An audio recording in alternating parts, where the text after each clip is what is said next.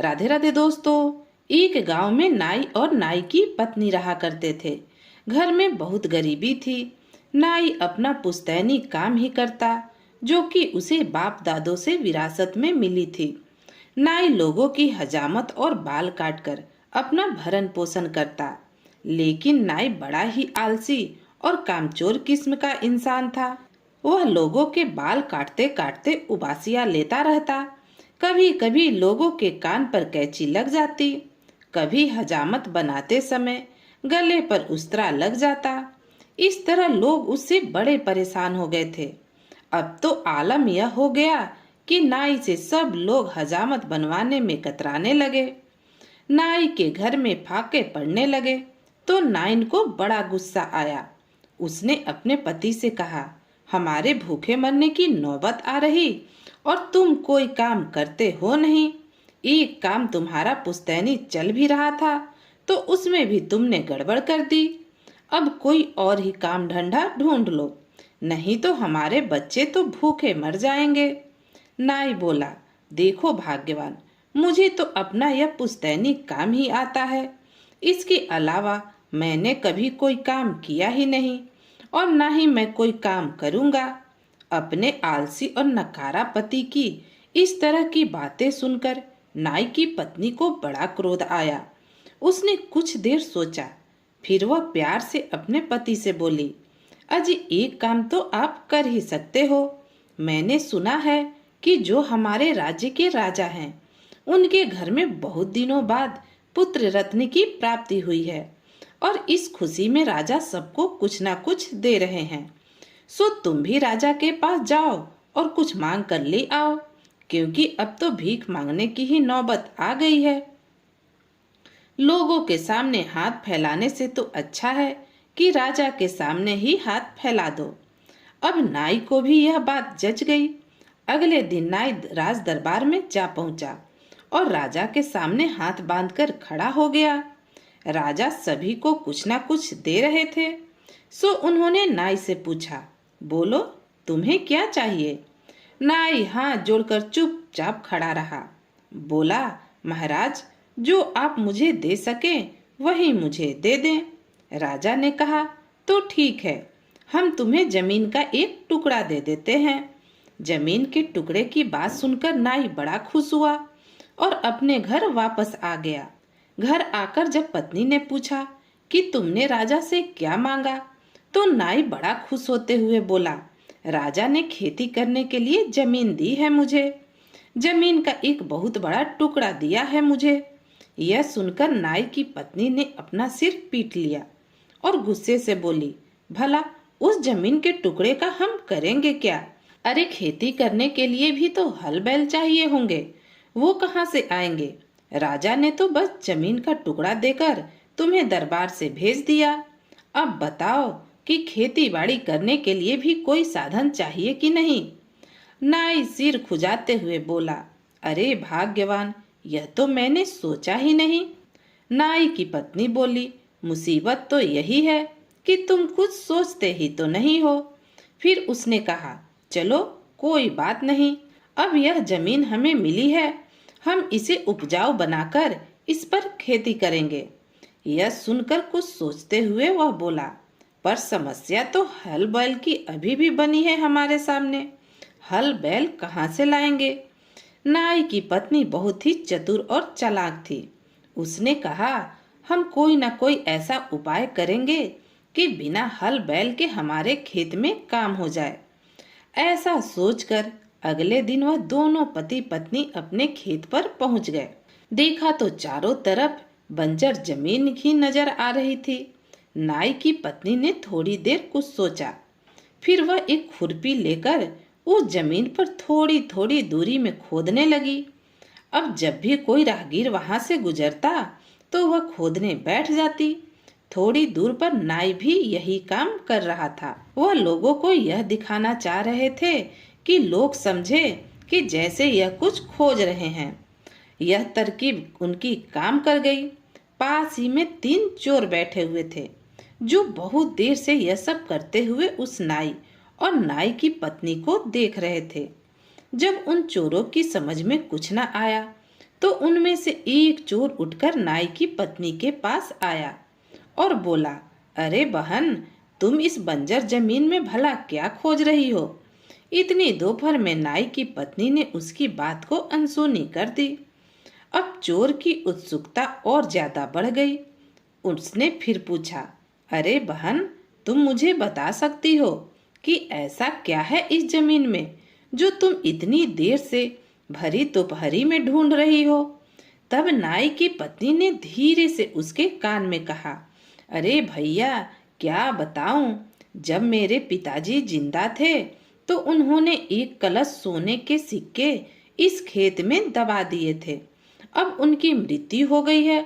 मुझे उन्होंने यह तो बताया था कि मैंने खेत में सोने के सिक्के गाड़ रखे हैं, पर किस जगह गाड़े हैं यह वह बताना भूल गए। अब वह इस दुनिया में नहीं है। भला मैं किससे पूछूं कि सिक्के उन्होंने कहाँ गाड़े?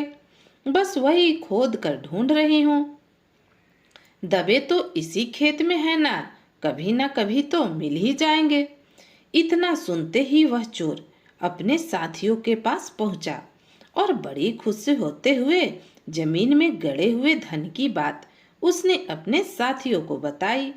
यह सुनकर चोरों की तो जैसे बाछें खिल गई। उनके मन में लालच आ गया। उन्होंने आपस में विचार विमर्श किया, क्यों ना इस धन को हम ही निकाल ले। इधर नाई की पत्नी ने नाई को सुनाते हुए कहा, ए जी, सुनते हो, बहुत दोपहर हो रही। आज हमने बहुत खुदाई कर ली, आज तो हमें कुछ मिला नहीं, पर मुझे उम्मीद है हमें कल जरूर सोने के सिक्के मिल जाएंगे। इतना कहकर वो वहां से चल दिए। अब चोरों ने सोचा कि नाई और नाई की पत्नी तो चले गए, अब हम उस गड़े हुए धन को निकाल लेते हैं और तीनों आपस में बराबर बांट लेंगे। यह सोचकर तीनों लगे खेत में खुदाई करने। कोई हल बैल लेकर आ गया, वह हल से जुताई कर रहा है, तो कोई कस्सी फावड़ा लेकर खोद रहा है। पूरे खेत की खुदाई कर दी, पर उन्हें वहां कोई सोने के सिक्के ना मिले। परेशान होकर तीनों चोर चले गए। अगले दिन नाई की पत्नी ने खेत में जाकर देखा तो उसका पूरा खेत जुता पड़ा था। नाई की पत्नी मन ही मन मुस्कुराई, क्योंकि उसकी तरकीब तो काम कर गई थी। फिर अगले दिन वह बाजार गई और दुकानदार से एक टोकरी अनाज लेकर आ गई। दुकानदार ने उसे इस शर्त पर एक टोकरी अनाज दे दिया कि 1 साल बाद उसको वह 3 टोकरी अनाज वापस करेगी। अब दोनों ने वह अनाज अपने खेत में बो दिया। फसल भी खूब अच्छी हुई। भगवान ने भी खूब साथ दिया। बारिश भी समय समय पर होती रही। उनकी मेहनत रंग लाई। खेतों में बहुत ही अच्छी फसल तैयार हो गई। फसल कटी और अनाज घर आ गया। उनके खेत में इतना अनाज हुआ कि कुछ उन्होंने खाने के लिए रख लिया और कुछ बाजार में बेच दिया। बिना किसी साधन के, बिना हल बैल के उन्होंने अपने खेतों में इतनी अच्छी फसल जो उगाई थी, अब उनके हालात अच्छे हो गए थे। उन्होंने आगे भी खेती करने का ही विचार किया। हल बैल भी खरीद लिए, घर की मरम्मत भी करवा ली और जो पैसे बचे थे नाई की पत्नी ने उनसे अपने लिए सोने के गहने बनवा लिए। अब वह गहने पहनकर इठलाकर चलती थी। इधर तीनों चोर उन दोनों नाई और नाई की पत्नी पर बराबर नजर रखे हुए थे। उन्होंने यह सब देखा तो उनके तन बदन में आग लग गई। हमसे मेहनत करवाकर उस फसल का अकेले ही मुनाफा उठा रही, इसके गहनों को चोरी करना पड़ेगा। एक दिन वे तीनों चोर उन दोनों पति पत्नी के पास पहुंचे और बोले, देखो, इस जमीन में खुदाई हमने की थी, इसलिए आधा हिस्सा तो हमारा बनता है। तुम यह गहने हमारे हवाले कर दो। नाई और नाई की पत्नी ने उन्हें फटकार लगाकर भगा दिया। अब तो वे चोर तिलमिला गए। उन्होंने सोचा, ऐसे तो देगी नहीं तो चोरी कर लेंगे, पर यह आभूषण तो हम इससे लेकर रहेंगे।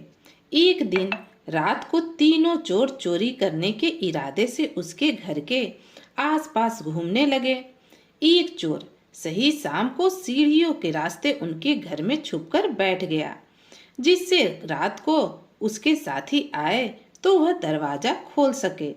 नाई की पत्नी भी कम चालाक नहीं थी। उसे तो पता था कि चोर तो ऐसे पीछा छोड़ेंगे नहीं, वह जरूर हमें नुकसान पहुंचाएंगे। इसलिए वह बराबर नजर रखे हुए थी। उसने उस चोर को छिपते हुए देख लिया था, पर उसने कोई आहट नहीं की, क्योंकि अगर वह कुछ करती तो वह उनके जान के लिए खतरा भी बन सकता था। इसलिए नाई की पत्नी ने चतुराई से काम लिया। उसने अपने पति के कान में कुछ कहा। थोड़ी देर बाद दोनों खा पीकर बिस्तर पर सोने चले गए। कमरे में बिस्तर पर लेटे हुए नाई ने योजना के मुताबिक अपनी पत्नी से कहा, अरे भाग्यवान, चोरों का कोई भरोसा नहीं। तुमने अपने गहने तो संभाल कर रखे हैं ना? नाई की पत्नी बोली, और क्या, तुम मुझे क्या बेवकूफ समझते हो? मैंने गहने को एक हांडी में भरकर उनके ऊपर मिठाई रख दी है और दरवाजे के पास ताक पर टांग दिए हैं। कोई सोच भी नहीं सकता कि इस हांडी में गहने हैं। चोर तो यह सब सुन रहा था। आधी रात को जब पति पत्नी दोनों सो गए तो चोर ने ताक से वह हांडी उठाई और दरवाजा खोलकर अपने साथियों के पास जा पहुंचा। उसके साथी तो उसके इशारे का इंतजार कर रहे थे कि कब वह इशारा दे और कब हम उसके घर में जाकर चोरी करें। पर यह क्या, वह अपने साथी के हाथ में हांडी देखकर बड़े खुश हुए। उस चोर ने अपने साथियों को बताया कि नाइन ने इसमें गहने भर के ऊपर से मिठाई रख दी है। चोरों को भूख भी बड़ी तेज लग रही थी। उन्होंने एक पेड़ के नीचे हांडी को रखा और ऊपर से मिठाई उठाकर खाने लगे। पर जैसे ही मिठाई मुंह में डाली, उनके मुंह का स्वाद तो खराब हो गया। तीनों लगे थू थू करने। असल बात तो यह थी, इन्हें उसमें बकरी की मिंगरी भर रखी थी, जो अब चोरों के मुंह में थी। यह सब देखकर चोरों को बड़ा गुस्सा आया। उन्होंने सोचा, अब इसको नहीं छोड़ेंगे, अब इसकी खैर नहीं। इसने हमसे सीधे सीधे पंगा ले लिया। इसके गहने भी चुराएंगे और इसको सबक भी सिखाएंगे। पर नाई की पत्नी तो उनसे भी 2 कदम आगे थी। उसे पता था कि चोर अब उसे आसानी से नहीं छोड़ेंगे, पर वह हमेशा सतर्क रहती। कुछ समय ऐसे ही बीत गया। एक दिन की बात है, गर्मी का समय चल रहा था। घर के अंदर बड़ी गर्मी लग रही थी। सो नाई और नाई की पत्नी ने आंगन में चारपाई डाल ली। उस दिन संयोगवश चोर घात लगाए हुए बैठे थे। एक नीम के पेड़ के पीछे तीनों चोर छुपे बैठे थे। नाई की पत्नी ने उनकी परछाई देख ली और वह समझ गई कि आज चोर फिर से चोरी करने आ गए। उसने धीरे से नाई के कान में कुछ कहा। सुनकर नाई जैसे घबरा गया, पर अपनी पत्नी का हौसला देखकर उसे भी हौसला मिला। थोड़ी देर बाद योजना के मुताबिक नाई अपनी पत्नी से बोला, अरे भाग्यवान, पहले तो तुम्हारी चतुराई से गहने बच गए, पर वे चोर हैं चोर। वे जल्दी से हमारा पीछा नहीं छोड़ेंगे। और वैसे भी पिछली बार तुमने उनके मुंह का स्वाद खराब जो कर दिया था। इतना कहकर नाई जोर जोर से हंसने लगा। नाई की पत्नी नाई से बोली, तुम कहना क्या चाहते हो? जरा साफ साफ कहो। नाई बोला, भाग्यवान, मैं यह कहना चाहता हूँ कि पिछली बार तो तुम्हारी चतुराई से गहने बच गए थे। इस बार तुमने गहने संभाल कर रखे हैं ना? नाई की पत्नी यह सुनकर बोली, हाँ हाँ, मैंने गहने ऐसी जगह पर रखे हैं कि चोर सोच भी नहीं सकते। नाई आश्चर्य में पड़ते हुए बोला, ऐसी कौन सी जगह है भाई जहाँ पर चोर नहीं पहुँच सकते? जरा मुझे भी तो बताओ। नाई ने कान में मुंह लगाकर इतनी जोर से बोला कि चोर आसानी से उसकी बात सुन ले। वह बोली, मैंने कपड़ों की थैली में सारे गहने भर के वह जो नीम का पेड़ देख रहे हो ना, उसी पर टांग दिए हैं। चोर तो सोच भी नहीं सकते कि कोई गहना ऐसे खुले में भी रख सकता है। चोरों ने जब यह सुना तो बड़े खुश हुए, कि अब तो ताला तोड़ने की जरूरत नहीं पड़ेगी। नींद से सीधा उतारकर भाग जाएंगे। थोड़ी देर बाद जब चोरों को लगा कि दोनों पति पत्नी सो गए, तो तीनों उस पेड़ पर चढ़ने लगे। असल में वहां पर एक मधुमक्खी का छत्ता लगा हुआ था, जो देखने में एक कपड़े की थैली जैसा लग रहा था। तीनों चोर उस पोटली को पकड़ने के लिए चढ़े। एक चोर नीचे खड़ा हो गया, दूसरा उसके कंधे पर चढ़ गया और तीसरा दूसरे चोर के कंधे पर चढ़ गया। और चढ़कर जैसे ही थैली की तरफ हाथ बढ़ाया, मधुमक्खी ने उसके हाथ में डंक मार लिया। मधुमक्खी को झाड़ने के लिए उसने जैसे ही अपनी जेब पर हाथ मारा, तो नीचे वाले चोर को लगा कि यह सिक्के निकालकर अपनी जेब में रख रहा। उसे बड़ा गुस्सा आया। उसने कहा, धंधे में ईमानदारी जरूरी है, अपनी जेब में मत डाल, मुझे नीचे पकड़ा दे। जिस चोर के हाथ में मधुमक्खी ने काटा, उसे बड़ा गुस्सा आ गया। उसने नीचे उतरते हुए कहा, अच्छा ठीक है, तू उतार ले अब सोने के सिक्के। दूसरे चोर ने भी जैसे ही हाथ बढ़ाया, उसके सीने पर मधुमक्खी ने काट लिया। उसने सीने पर जैसे ही हाथ मारकर मधुमक्खी को उड़ाने की कोशिश की, तो सबसे नीचे वाला चोर बोला, अब तू भी अपनी जेब में रख रहा है सोने के सिक्के। देख, मैं सीधे सीधे कहता हूँ कि थैली नीचे मुझे पकड़ा दे। आज तक हमारे धंधे में बेईमानी नहीं हुई। इस पर उस दूसरे चोर को भी बड़ा गुस्सा आया। वह नीचे उतरकर बोला, जा अब तू ही उतार ले थैली। तीसरा चोर जो नीचे खड़ा था, वह पेड़ पर चढ़ गया। उसने सोचा तो एक ही झटके में इस थैली को उतार ले। उसने जैसे ही उस थैली को पकड़ा, वह तो मधुमक्खी का छत्ता था। मधुमक्खियां बिचच गई और उन तीनों पर टूट पड़ी। चोर गिरते पड़ते दीवार फांदकर भाग चले, पर मधुमक्खियां कहाँ उनका पीछा छोड़ने वाली थी। मधुमक्खियों के काटने से उनकी पूरी शरीर सूज गई। अब वो महीनों तक घर से बाहर न निकले। उधर नाई और नाई की पत्नी ने सोचा कि अब इन्हें बड़ी सजा मिल चुकी है, शायद अब यह हमारे घर की तरफ रुख ना करेंगे। नाई और नाई की पत्नी अब बेफिक्र होकर अपने घर में रहने लगे। कुछ महीने ऐसे ही बीत गए।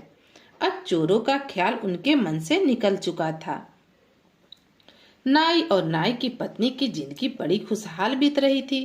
बच्चे भी अच्छे स्कूल में पढ़ते थे, अच्छा खाते अच्छा पीते। धीरे धीरे सर्दी का मौसम आ गया। एक दिन नाई और नाई की पत्नी कमरे में सो रहे थे कि तभी नाई की पत्नी को कोई आवाज सुनाई दी। वह उठकर बैठ गई और ध्यान से दीवार की तरफ देखने लगी। उसने देखा कि एक चोर दीवार की ईंट निकालने की कोशिश कर रहा और उसने एक ईंट निकाल भी ली।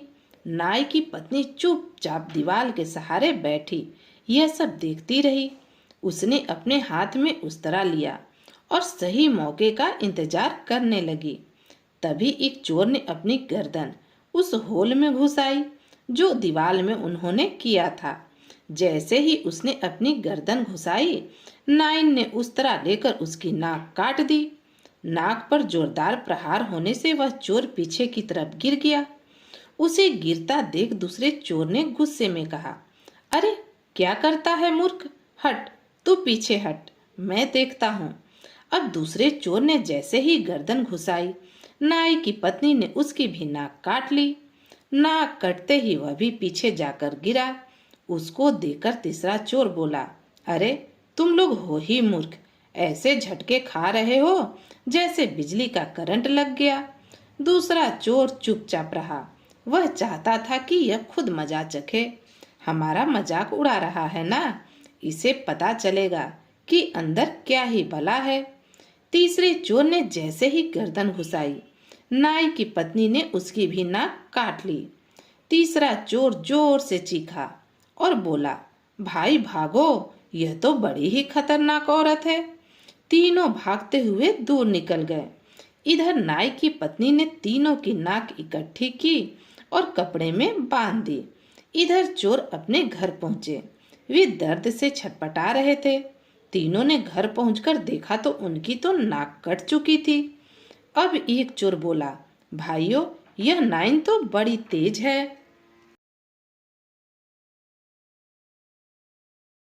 इससे हम सीधे सीधे तो भीड़ ही नहीं सकते। क्यों ना हम इसकी राज दरबार में शिकायत करें।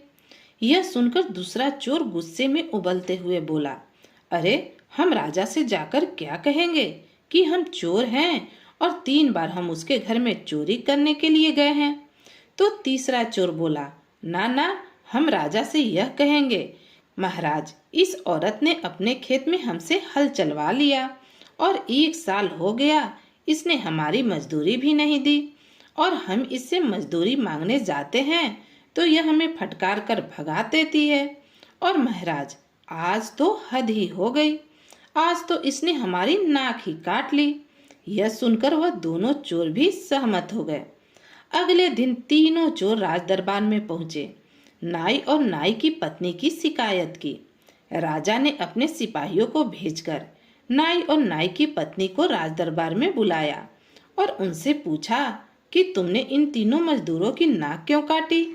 नाई की पत्नी ने हाथ जोड़कर शुरू से अंत तक की सारी कहानी राजा को सुना दी कि महाराज, आपने जो वह जमीन का टुकड़ा हमें दिया था ना, हमने उस पर खेती करने की सोची।